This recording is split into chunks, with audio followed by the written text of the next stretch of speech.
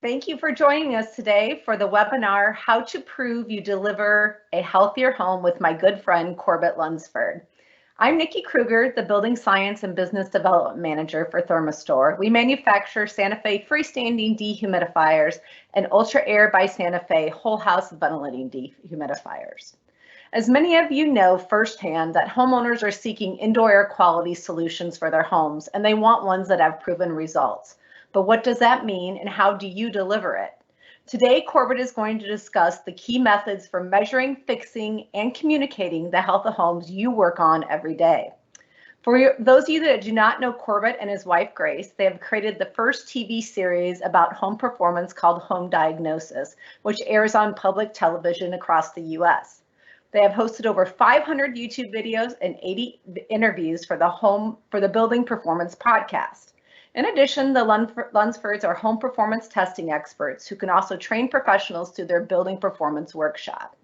Before handing it over to Corbett, I just wanted to let you know that you can ask questions by using the comment box located up in the right-hand corner with the question mark on it.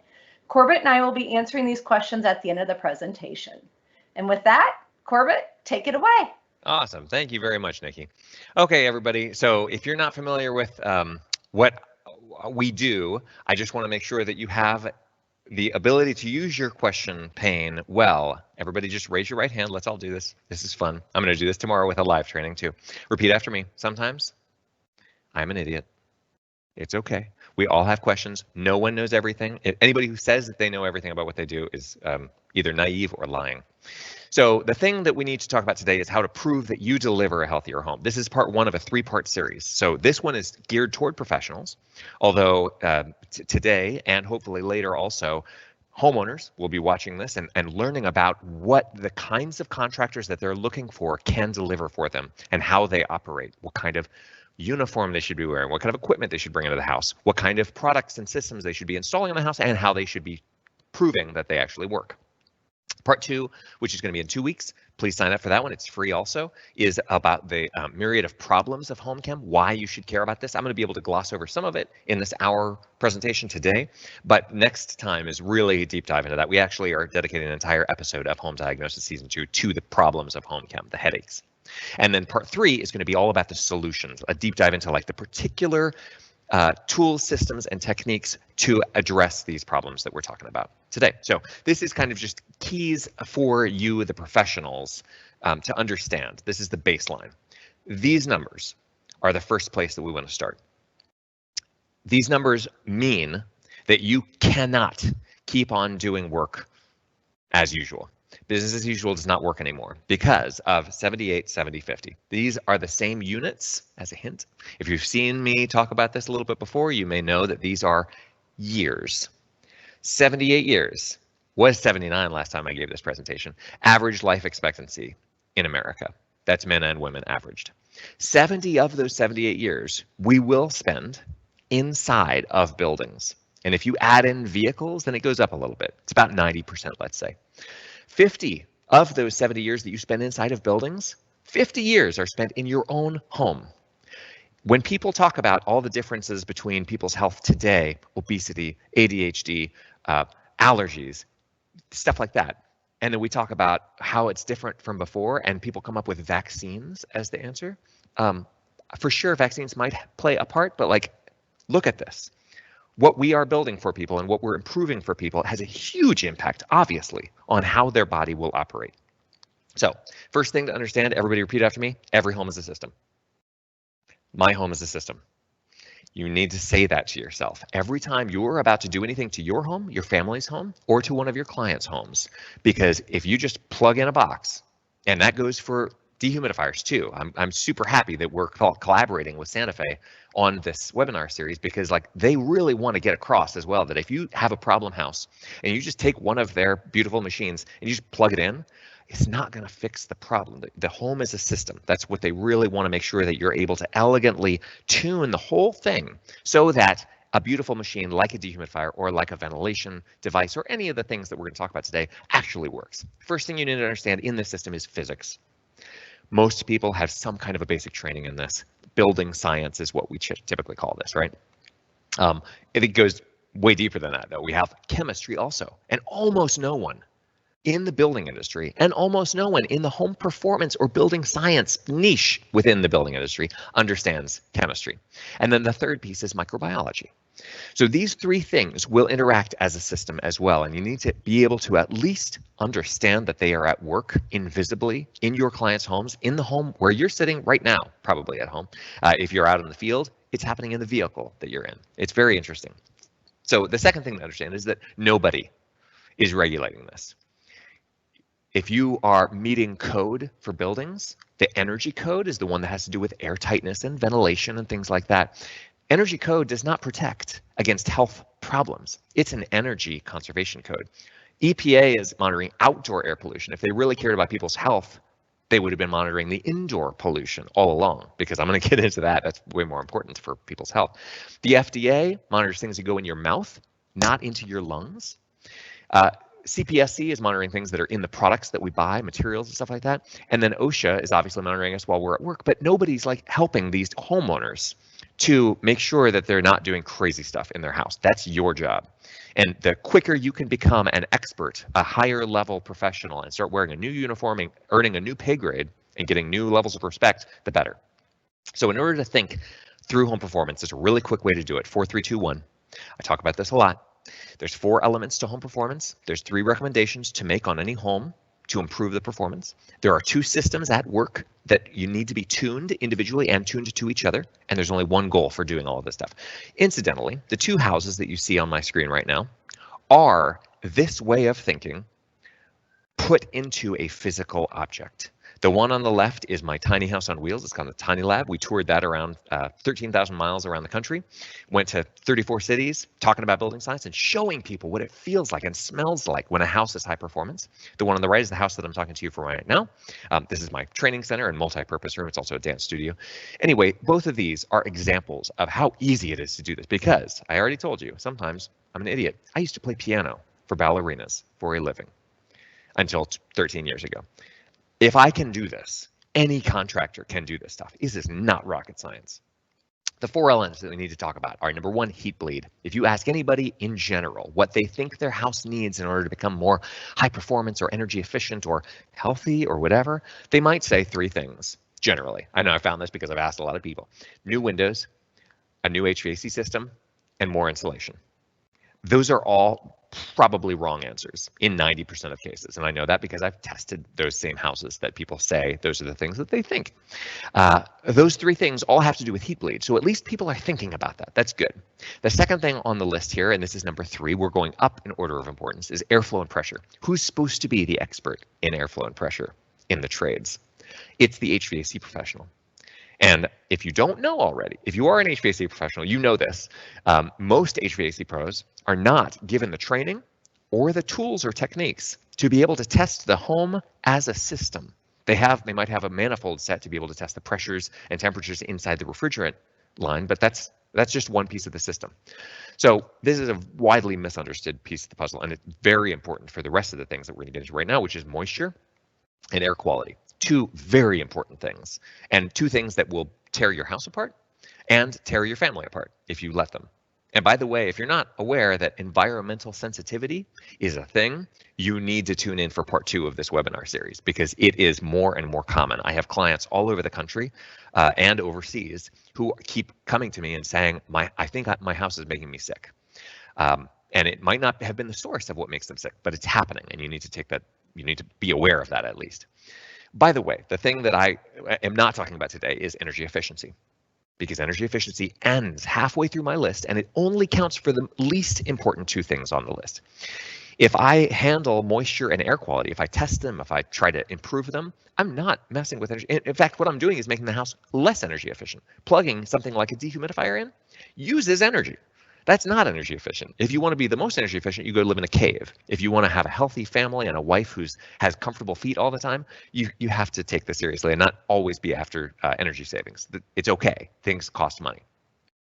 So these things break down into, you can really get granular, and I'm not going to do that right now, but you just need to understand that like each of these elements is, of course, made up of a bunch of different things. And one of the things I'd like to point out is, as far as imbalances go, on the airflow and pressure side, as an example, That's something that can be bad if you have an unintentional imbalance and you want to tune it or balance the home, then you would fix that balance and make it not imbalanced. But in this room, right, that I'm sitting in right now, I have intentionally put imbalances into the system to make the system work the way that I want it to.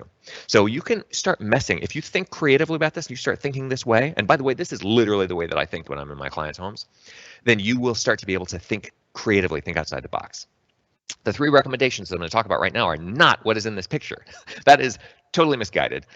Number 1 thing that we're talking about is air sealing. If you do not know this already, duct tightness is important.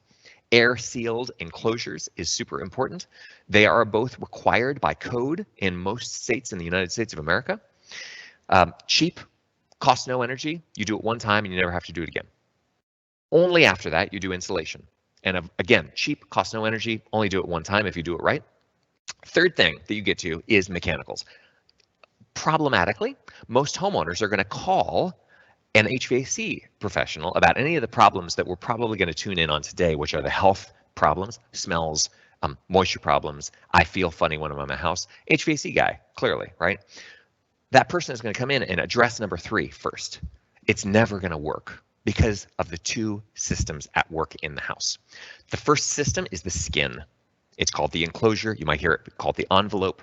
It is the air seal and insulation layer.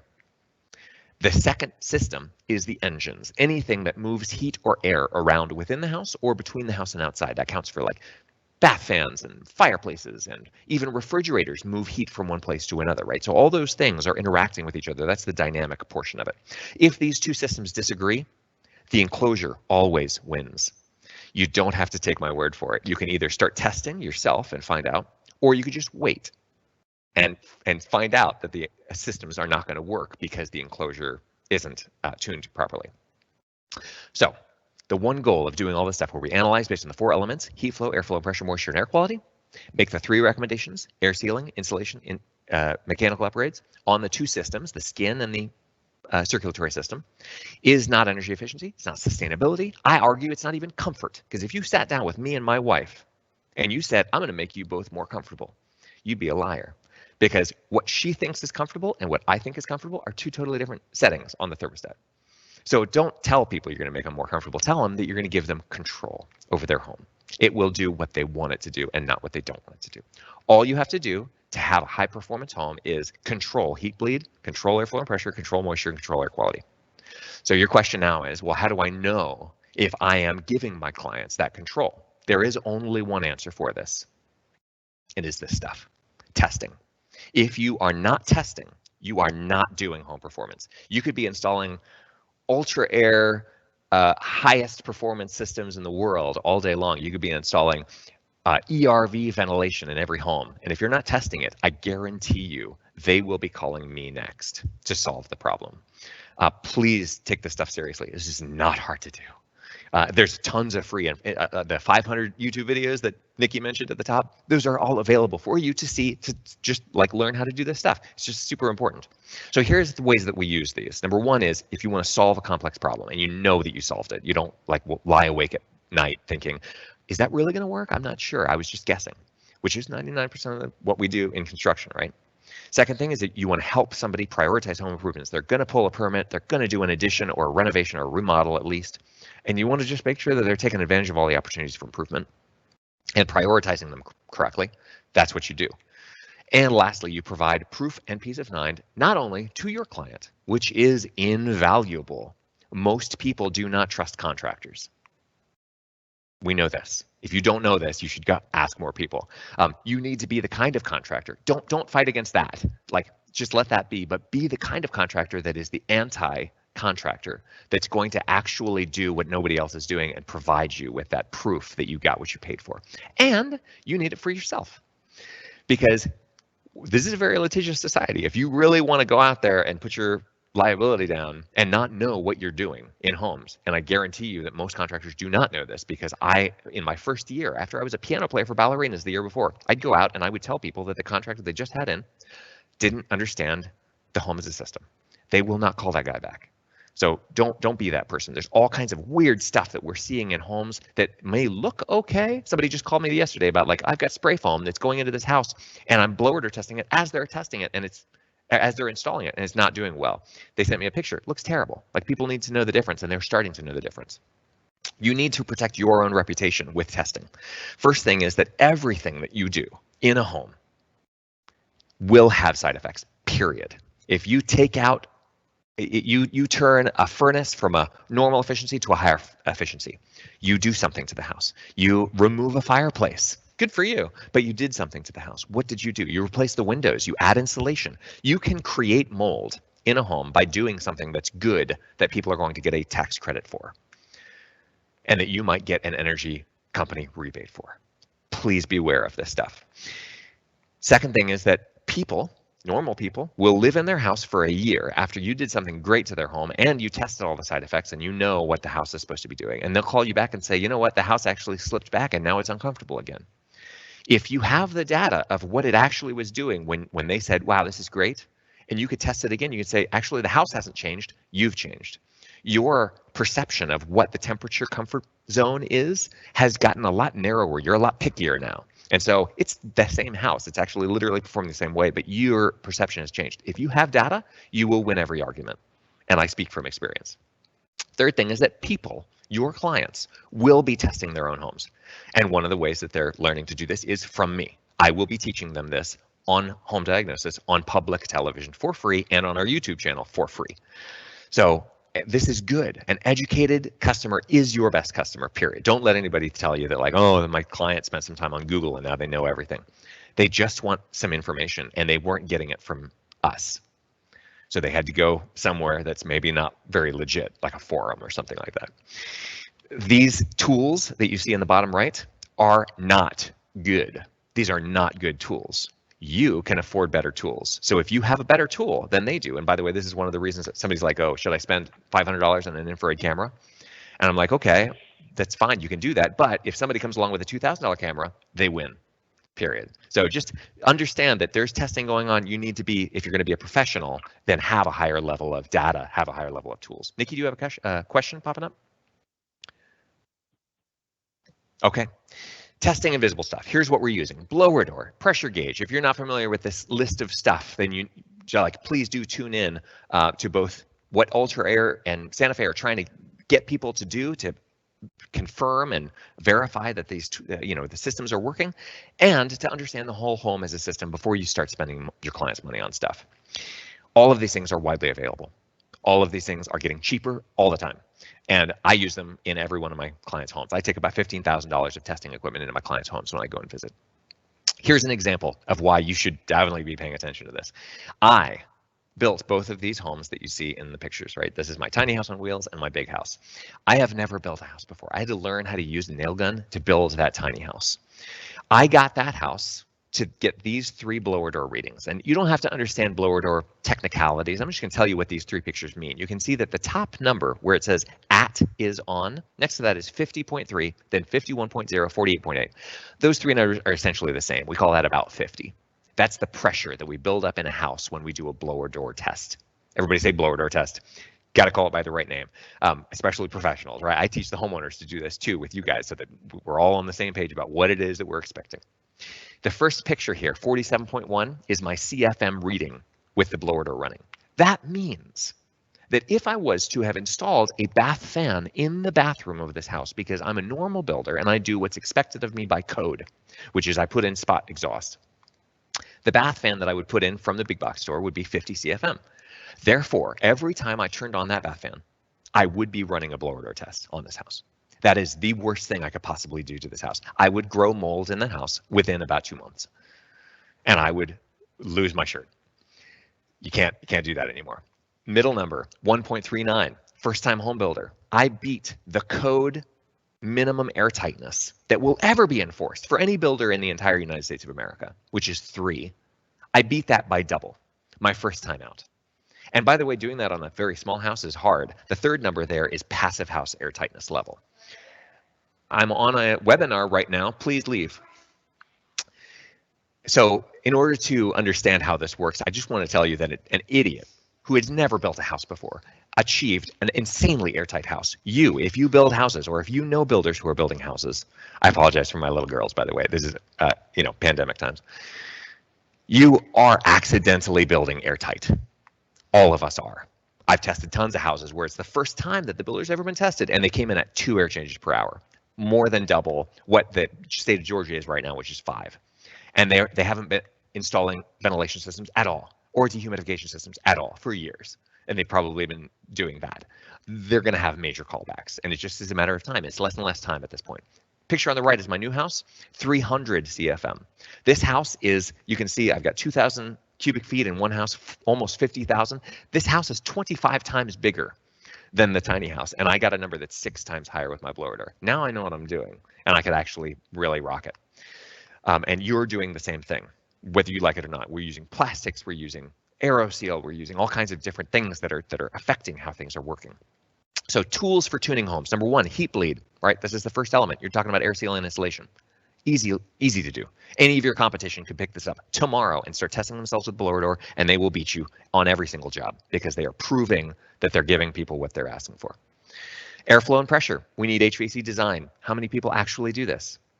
If you're an HVAC professional, you know, not very many. To do an actual room by room manual J calculation with an actual manual D calculation and use actual manual S to select equipment, which is, by the way, again, required by code in most states. And then to supply makeup air for a house that you know how airtight it was, because when you turn on the exhaust hood over the kitchen, it's 500 CFM, you got a 500 CFM blower door. I am doing a blower door test every time I turn on that kitchen exhaust hood. Things like that start making a difference. Moisture, you need a dehumidifier.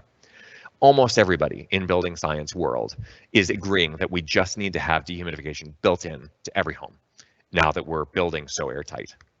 There's just nothing to do about it. Also, weather is changing. I don't know if you guys are aware, but there's something called design day drift that has started to happen, where the actual weather patterns are shifting, and we're trying to change the design days that we use in those HVAC design calculations. Number 1, air quality. You got to have spot ventilation. Got to have whole home ventilation. You can use a variety of different things. We're going to talk about that in the 3rd webinar, but you just have to just start somewhere with all these things, because this is where everything is going. If you are not doing these things, then there's something that's going to happen to you soon. To give you an idea of how crazy you can get, we did what we call a hurricane test on this house. And this is to make sure that I know where all the moisture leaks are. We ran the blower door to 250 pascals. That's 5 blower door tests at the same time with 1 blower door. And then I had my friend Landis Bennett, who is on my channel on several videos, he's awesome, run a pressure washer and spray my house down. So we were simulating wind-driven rain. I am putting this on public television so that normal people can see how you really build a house if you want to make sure that you know that it's going to work right and it's going to last a long time. If there's any builders in the world who have done this, please reach out to me so that I can give you a plug on my channel. I'm positive that there's actually nobody who's probably done this before, so it's not hard to do. It took an afternoon. But of course, when moisture does get into your house, because that's one of the principles, is like, make sure that it doesn't happen, but when it does inevitably happen, because this is life, you want to make sure that your materials can dry. We all get really hung up on like where the vapor barrier should be or what the perm rating and all. Like, don't worry too much about that. You look at these schematics here where it's got the layers and you're like looking at all where the air sealing layer. Just make sure that everything can dry in general is my advice. And I've gotten that advice from scientists and researchers, by the way, like Landis. Just, you need to make sure that the house can breathe. So plastic, generally not a great idea. Bathroom floors, showers, bath enclosures, crawl space floor under the slab, great idea. And you also need to have machines available to handle that, because we are going to have spikes. Your daughter is 5 years old and she is going to leave the window open all night long, and you're going to pick up a bunch of humidity. You want to make sure that doesn't go into the couches and then come out for the next 2 weeks. This is what it looks like when you start to test these things. This is the weather. This is 5 days. You can see the temperature go up. It's the blue. And then it goes down at night. It comes up in the daytime, goes down at night. That's 5 peaks and valleys. You can see the relative humidity, which is the orange line, go down and up. It's inverse of the temperature. once you start testing these things, you'll see that happen. You'll be like, oh yeah, that is what happens when it's uncontrolled. And there's kind of a typical, just nothing is really happening on the moisture. When the temperature goes up, relative humidity goes down, because relative means it's relative of the temperature. And then the gray line in there is the dew point. And that's really what we need to get at. And that's something that you don't want to talk to your clients about. Don't say dew point to your clients. We should be talking about condensation problems and moisture damage and things that are actually like graspable by most people. If we get too technical, we're going to lose them in the weeds. Here's what it looks like when you start to actually try to control it. You can see that everything now lines up. This is humidity control only in a small space. This room is 250 square feet. It's where I keep my tools. I call it the dry vault. It's a tiny, airtight, insulated, and dehumidified, but not conditioned room. I don't care what temperature it is in there as long as it's dry. So that's a dehumidifier kicking on and kicking off. And you can see that the relative humidity and the temperatures start to line up. Everything is like playing nice together. This is what it looks like when you have a big space. You don't see the on, off, on, off, on, off all the time. So this is a much bigger space. Bigger houses, a lot safer. That's why I'm not a big tiny house proponent. I do have one and I lived in one for 5 years. Not a good idea in general. Very hard to get it right. You got to tune it to it within an inch of its life. Big house, which is this one right here, just humidity control, no temperature control, but insulated and airtight. You can see how, wow, that's like pretty comfortable going between 74 and 81 most of the time. No conditioning again. Amazing. That's June, by the way. It's like June 5th through 12th.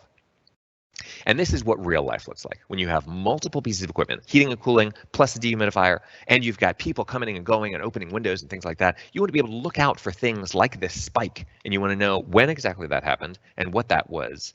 Because if it happens on a regular basis, you're like, what happens at 2 o'clock every day? And they're like, oh, the chef comes in and cooks for my family for 5 hours with the exhaust fan on high, which has actually happened. That was a client of mine in Lou Harriman's.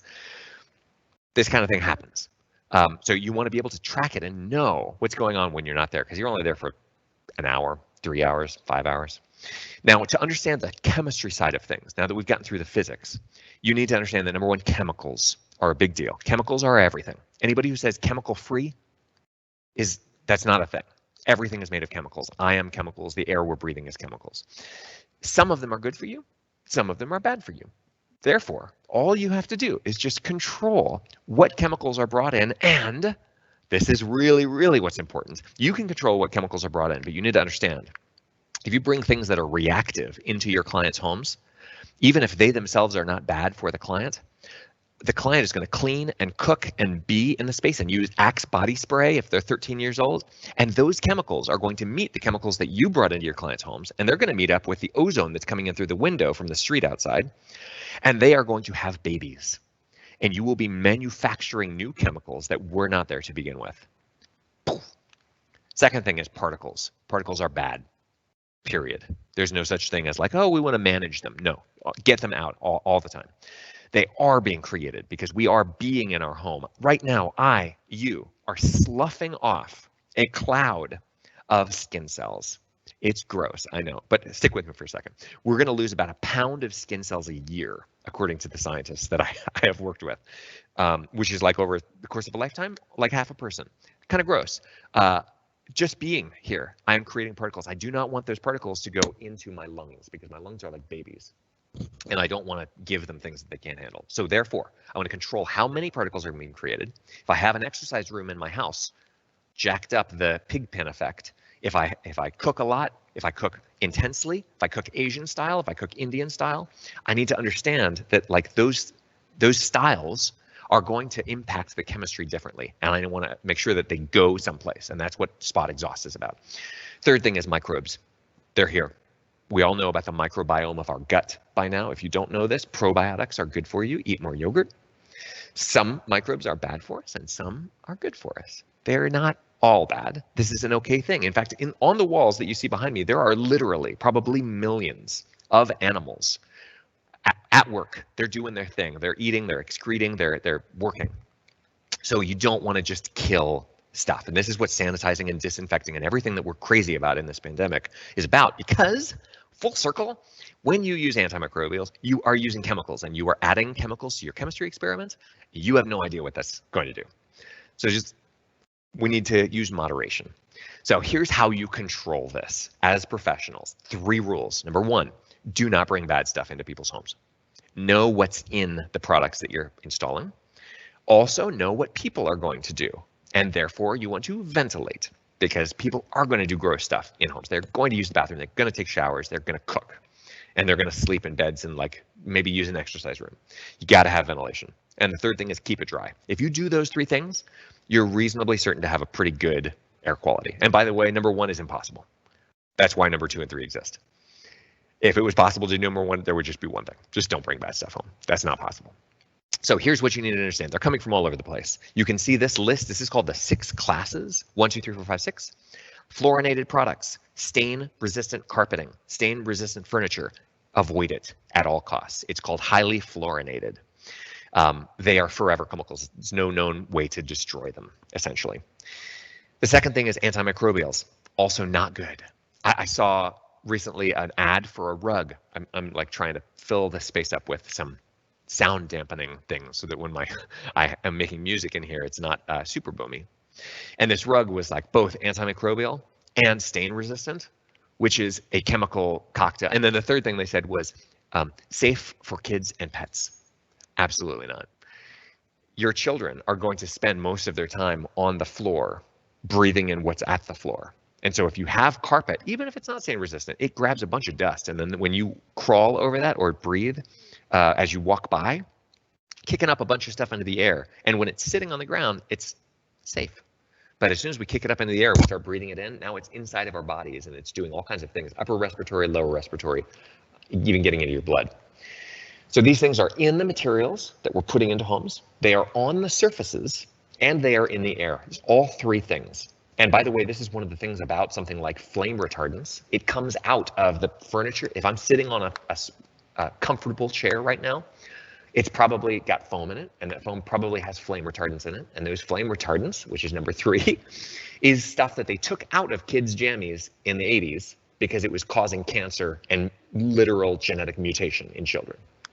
And we put it into furniture instead. It comes out all the time because it's supposed to stay in there for a long time. And it's just that something that's high goes to something that's low. High concentration moves to low concentration. It's constantly coming out. Ventilation, therefore, right?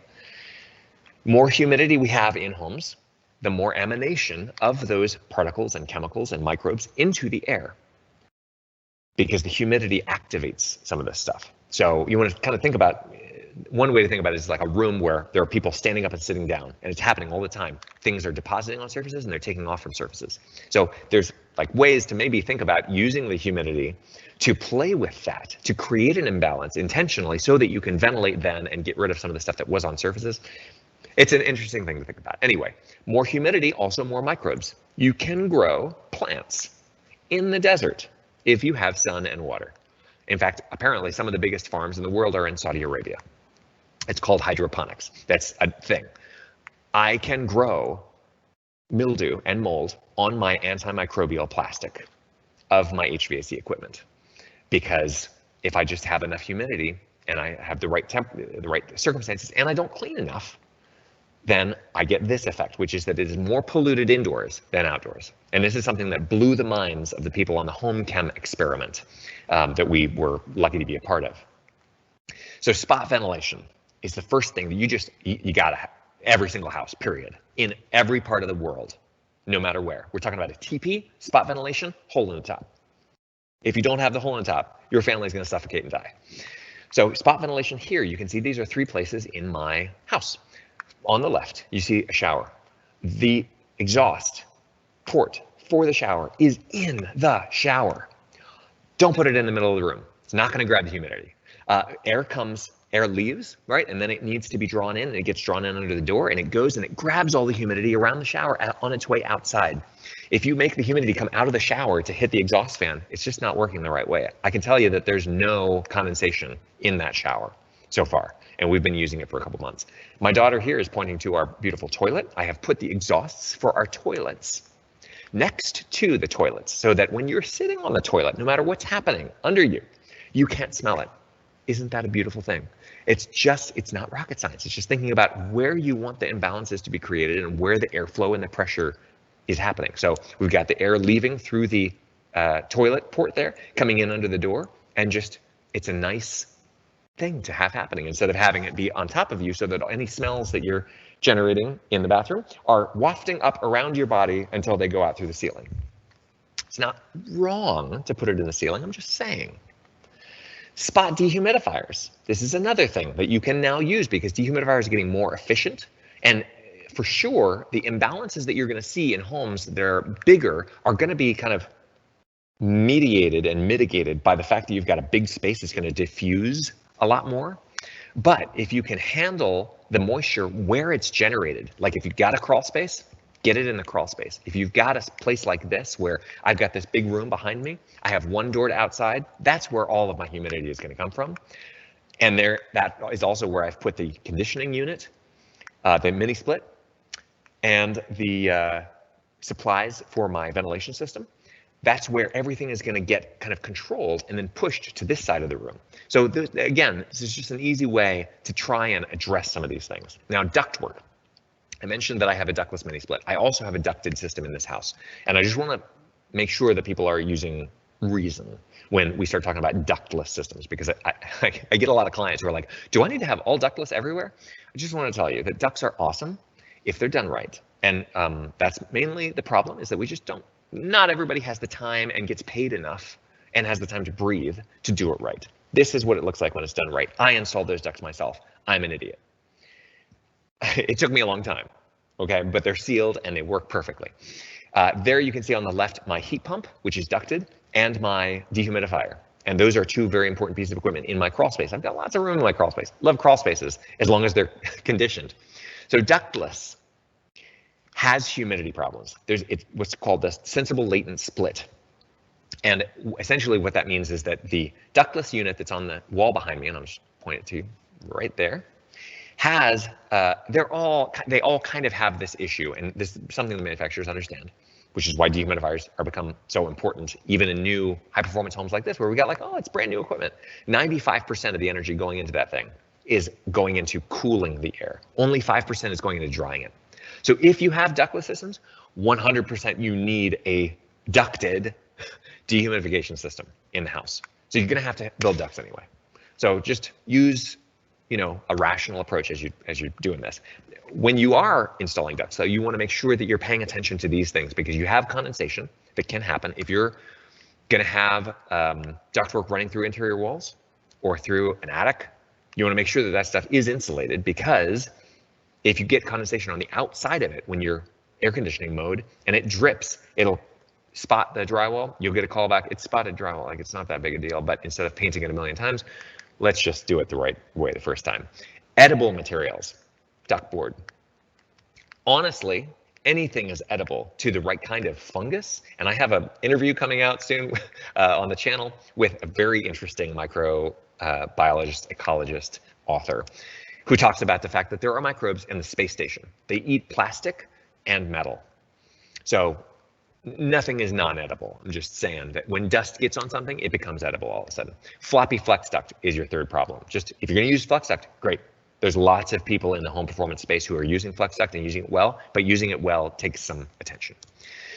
So the dry air, one thing that I want to make sure that is especially clear, because it's because of something that you'll see that's happening in Florida right now, needs to be ducted into the supply plenum, not the return.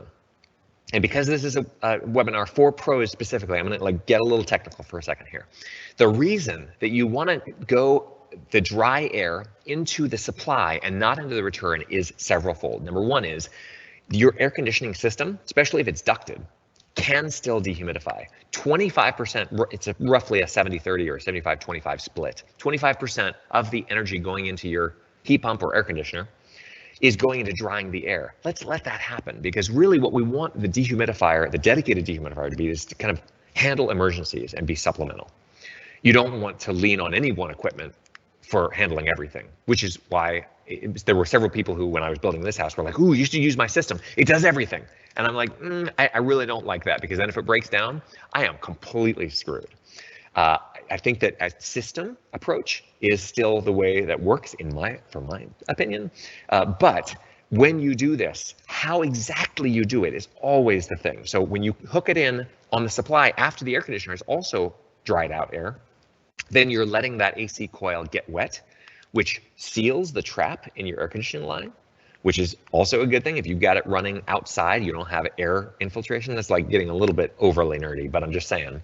Second thing is that you don't have the re-evaporation. If my dehumidifier kicks on after my air conditioner is kicked off and that air conditioning coil is wet, then I potentially am drying off that stuff because I'm introducing dry air that's going to pick up whatever's on the coil and distribute it throughout the house. That's just not going to dehumidify very well. And Santa Fe is finding, for one, and I'm sure that if we ask other manufacturers, they'd probably say, if they are researching it, they're finding the same thing. It's just not doing as much as it should. So pipe it into the supply side. The condensation protection is the other thing. You can see my supply ductwork there. If you are an HVAC professional, you might have noticed that none of it is actually insulated. And I've been waiting to see if I have condensation problems to insulate that. And I honestly haven't seen any. The air that's coming out from that dehumidifier is going to slightly warm the conditioned air. And so I end up with, it's a more tuned, more balanced, more kind of, the delta T is a little bit lower when it comes into the room. It still cools the house beautifully and everything still works, but it's going to enable me, I think, to not have to insulate the ductwork. I'm not saying that everybody should start doing that. I'm just saying, like, this is an interesting side effect that I'm seeing. Lastly, this is now legally required in Florida. You cannot, apparently, plug in the supply of a dehumidifier into the return. You have to do it this way instead. So just take note, all the HVAC pros on this call. Now, as far as the dehumidifier goes, you are, of course, just like with any other piece of equipment, going to be introducing vibration into the house. So you want to use something like, they've got these hang kits, and that's how mine is installed, is with this flexible kind of bungee system that's going to just, every time the dehumidifier kicks on, it's not going to annoy people.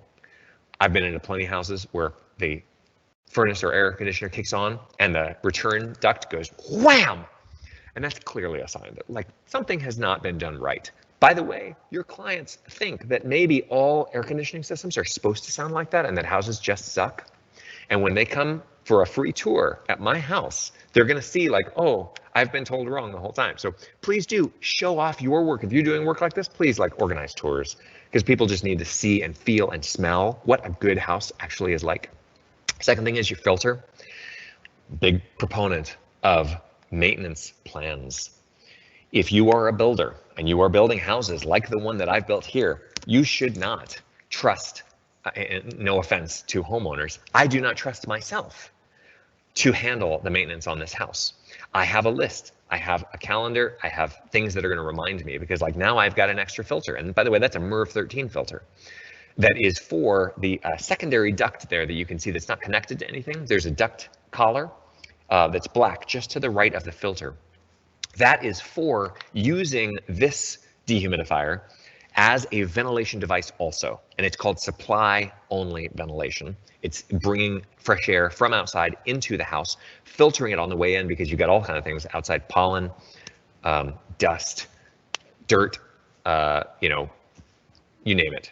Mosquitoes that are going to want to come into the house. You don't want those being distributed throughout your house. So you want to filter that stuff. That's why you just don't let infiltration happen naturally. Like, air leakage is not the answer. Building houses that breathe is like, that's just what you can watch plenty of videos on my channel about why that just doesn't work anymore.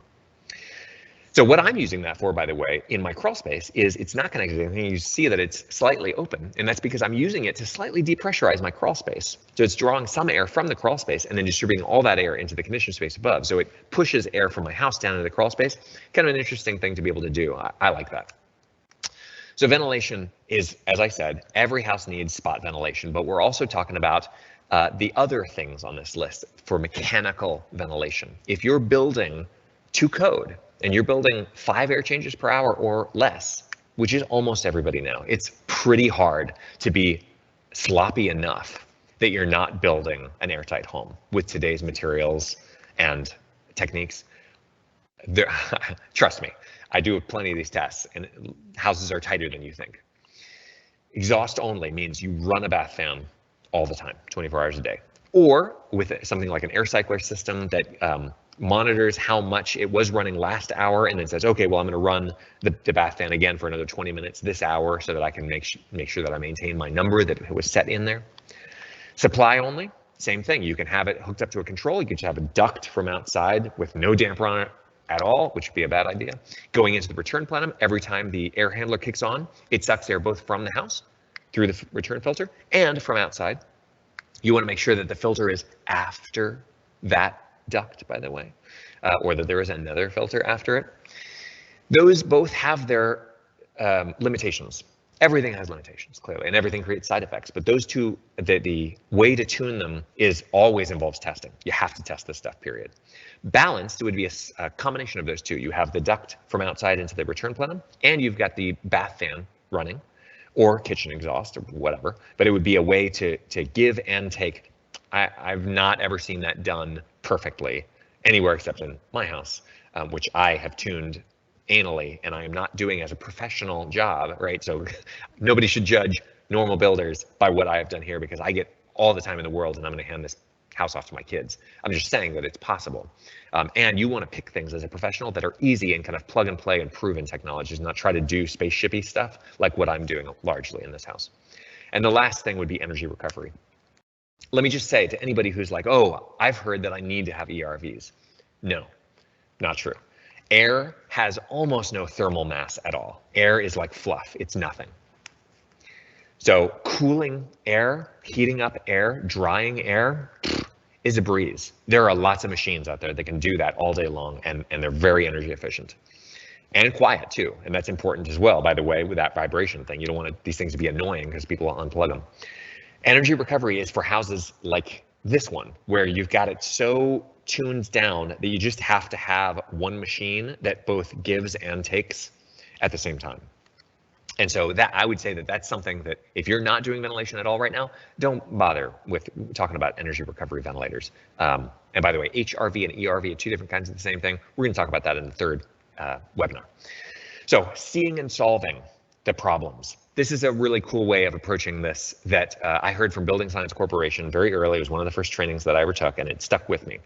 If you have a client who has a problem, it's going to be made of these 4 Ps. It has to be all 4 of them. First of all, there are people that live in the home. If nobody lives there, nobody cares what the air quality is. You also have to have a pollutant, and you might know what that is. You might also not know what it is. I had a great, it was one of my favorite client interactions ever. I do some distance consulting now, and so I have these people. I doubt my ability to like investigate things from states and states away. But in this case, I was able to tell them, this is which kind of test you want. You want to get a blower test. You want to have the air quality tested with this pump that's going to test for VOCs and mold VOCs. And all the test data came back. And on the call, we found out that like they were kind of prepper minded for blizzards. And they had put 4 canisters of gasoline in their garage. And we knew from the testing that the garage was communicating air into the house.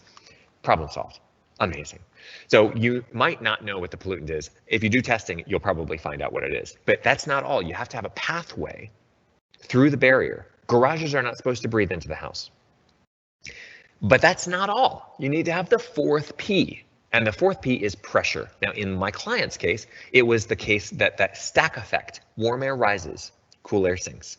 That was enough pressure to bring that air that was loaded with gasoline fumes into the house and make my client sick. If that was not there, it would go away. Therefore, if you want to fix this problem immediately, today, you have an exhaust fan on your truck. You install exhaust fan between the garage and outside, and you depressurize the garage. You suck on it harder than the house is sucking on it. Problem solved. You can also air seal the garage. You can also just take the gasoline out into the shed, or you could move out. But all you have to do is one of those things. Don't worry about trying to do multiple things. All you need to fix it with is just one. So these are the things that you just need to keep in mind as you're trying to fix homes. Number 1 thing, kitchen exhaust. People are cooking. They are creating tons of particles. They're taking tons of chemicals that are having chemical reactions with the other things they're doing in the house. You got to have kitchen exhaust. It has to go outside. It has to. Don't ever install a recirculating unit again, ever. It also has to work properly. And there's a really easy way to find this out with a smoke pen and no other piece of equipment, or a candle that you snuff out. I'll show you this on my YouTube channel if you want to check it out. Ventilation system, got to have it. You need to plan for people doing Titan things to their house, replacing windows, adding insulation, caulking up their window cracks. I don't know. People do lots of stuff to their houses, and it ends up being a lot tighter than you think. So just plan for ventilation. Dehumidification, again, gotta have it. It's just like the weather's changing. People are spending more and more time inside. They're doing crazy stuff. You got 10 shower heads in a shower. I don't care what kind of exhaust system you have in that bathroom. It's not going to handle it. So you got to handle for that. Filtration is the only thing that I'm going to recommend as far as air cleaning, and HEPA vacuum. And by the way, the last thing is surface washing. How do you get people to do that? I'm not sure. We're going to talk about that in the next webinar, I hope. You will notice that there is no such thing as UV light on this list. There are no electrostatic filters on this list. There are no chemical sprays on this list. Don't add to the chemistry in your clients' homes, please. Like, do your research before you start adding stuff that destroys or changes the molecular chemistry of things. So at this point, hopefully we've got some questions that you guys have been typing into your question pane. Nikki will address some of them, and I'm happy to talk about it as well. But thank you guys very much for your attention, and I hope that you you will be able to find this video on our YouTube channel. You can send it to people if you want them to watch it as well. Nikki, do we have questions? Absolutely. All right. The first one, if my customer has high RH in their home, do they need a dehumidifier in the crawl space and on the HVAC system?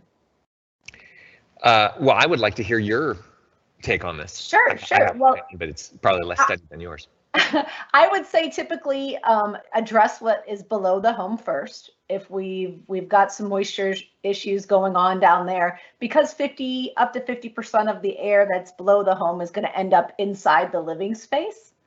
We want to get a good handle on what's going on down there. And then after getting that taken care of, then we typically recommend monitoring the rest of the home. And if we see high relative humidity, then we're going to have to probably add one to the HVAC system. Right. And I think that this, by the way, goes into that maintenance plan idea of like having a continual relationship with your clients, because staging your home improvements, if you think of it as like an ecosystem, if you know that everything you're about to do is going to have a side effect, do one thing at a time. Be like, we're going to install this in the crawl space. Stop. See if it makes a difference. If it fixes it, then we're done. And like, that's beautiful. If you just go whole hog and you do everything at once, like on a television makeover show, and within 24 hours, the whole house is different, you're going to have a whole suite of different weird things that now you have to go back and fix. So I agree. I think that just moving logically makes sense. And monitoring is so important. I Yes. mean, just like with everything, if you're not measuring, you're guessing. So and by the way, do you guys you have a Bluetooth or a Wi-Fi data logger that Santa Fe has for your stuff, right? We used to have that, but now that we just got partnerships with other monitoring companies to do that. But yeah, I mean, we highly recommend monitoring for even once you put one in a crawl space. You want to make sure that you are continuing to monitor that space, because you never know what can happen. Yes. All right, here we go. The next one. If I used the ventilating dehumidifier for ventilation, how much ventilation air can it provide? Well, I think it depends on the size, but Nikki, do you have a? Yep. So you're the expert on that. Yeah, typically with our ventilating dehumidifiers, you can get 1/3 of the total CFM from that unit for ventilation air. So that takes into account, we got to think about the static on the unit as well. And so the collar, the one in the picture that I showed, I think that's an 8-inch collar. Can you correct me? Is that 6? That's a 6-inch. Yep. And and that one I think is 300 CFM or 340 or something like that. Yeah. So what we need to do is make sure we measure the static on the unit, because that will reduce the CFM of the unit. So as soon as you add ductwork, you're usually at 0.2. And then so on our website for the spec sheets for all the units, it'll give it at 0 static, 0.2, and 0.4.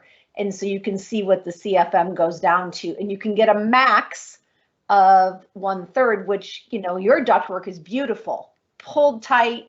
I mean, it's really nice, but we got to make sure that we understand that if we don't have really nice ductwork, that's gonna reduce it as well. That means, by the way, for the professionals, you need to, and for any homeowners who are watching this, you need to have your dehumidifier like placed close to an exterior wall, so you can have a minimal amount of ductwork coming from outside into it.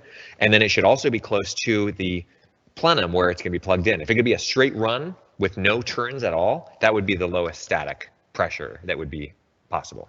Yeah, that's perfect. Yeah. So what sort of maintenance do the dehumidifiers require? It's pretty simple. I mean, I'm maintaining these. These obviously are pretty new, but each of them has a drain line, and that is a whole. I've got a video about just that because we have indirect traps and trap primers in this house because I've got seasonal drainage. Anyway, that not to explode your brain, but basically you got to pay attention to the drain. Don't let it get clogged because like stuff grows. Microbes are everywhere. They're going to grow. And then also the filters. You got to change the filters. Yep, very important. And usually when we see, a newly encapsulated crawl space, we would change the first filter after 30 days because a lot of stuff's been stirred up down there when that happens. And then usually about every 6 months after that. And then if you're using one in a ventilating dehumidifier, because they're MERV 13 filters and really good filters, like you said, with pollen and all that other stuff, it could depend on where you live. 100%. How often that you're going to need that. Right, which is one thing. I don't know if this is in the plans for you guys. There are like all kinds of promises are being made on HVAC control systems and monitors, and I haven't really seen it deliver yet. But if we can have if you can monitor the static drop across a filter, which is not hard to do, you could have a machine that texts you when it's time to change your filter because it's stopped working, it's gotten clogged up, and you actually can measure that. So anyway, that kind of stuff is cool. By the way, let me just make one more point.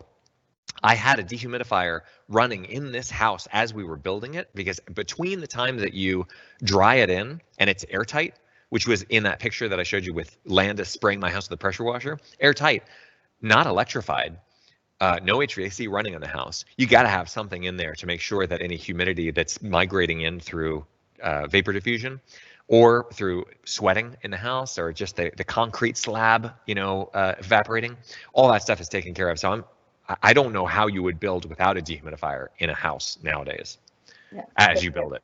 Yeah, very important, especially if you're closing up during the rainy season. And construction materials have so much moisture in them. Yes, right. All right, one more. How do I know which size of dehumidifier I need? This is I think that question makes me also think about how do I know how much exhaust ventilation I need in my bathrooms? How much whole house ventilation do I need? All that stuff is like totally findable. You measure your house and then you either go to the manufacturer and they'll say, like for dehumidifiers, Nikki, correct me if I'm wrong, but you guys you recommend based on square footage of the house? Yes, and very conservatively as well. So, for example, for me, that's a 16-foot ceiling over there. If I say this room is 800 square feet, but really it's two 800 square foot rooms, and I picked one that was within the, that's what she's saying is that if you have high ceilings, it's okay, it's allowable within that square footage. Yes. Is that essentially correct? Typically, yeah, ours are based on 8 to 9 foot ceilings. Our recommendations for square footages, but. In our recommendations, we have found with our square footages on our recommendations on the website are very conservative, and that's because when you install a dehumidifier, you can't take into account everything that could potentially lead to more moisture than right? We have people living there. We have ventilation. We don't always know exactly what there's going to be. So it's easy to undersize a dehumidifier and not be able to manage that moisture. So we always like to, if you're on the edge of our recommendation, always go up to the next size. And by the way, that goes for ventilation too. If you're just moving into ventilation, you want one of the fundamental things is if you have heard of ASHRAE 62.2, which is the standard that you could have an argument with me about whether it's a good standard or whatever. It's a standard. Pick a number and then be able to turn that down either by running it less often at full speed or turn it up And by the way, that either or was if you get something called an EC motor and you could actually like dial the airflow down and run it continually. That's something that I'd love to be able to do here with the ventilation in our house. Right now, I've got a time-based thing, which is like it's not working as perfectly as I want it to, but that's a topic for another webinar. All right, I think that's all we have for today. Awesome. Thank you, everybody, and thank you to Santa Fe and Ultra Air for making this possible. Thank you, everyone. Have a great day.